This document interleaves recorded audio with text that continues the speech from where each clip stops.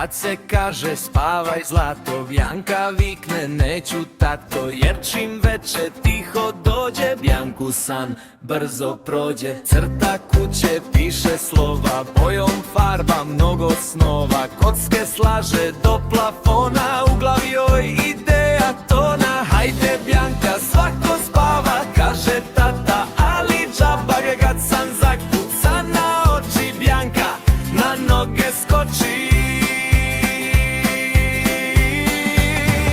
Lutke šapuću, drugarice Bjanka, bit će igre bez prestanka. Mama Sandru boli glava, kad će ovo dete da spava. Tata, mama, želim da vas grlim, Bjanka viče u zagrljaj hrlim. Tata, Dragan obraze mazi, mama Sandra na poljuce pazi.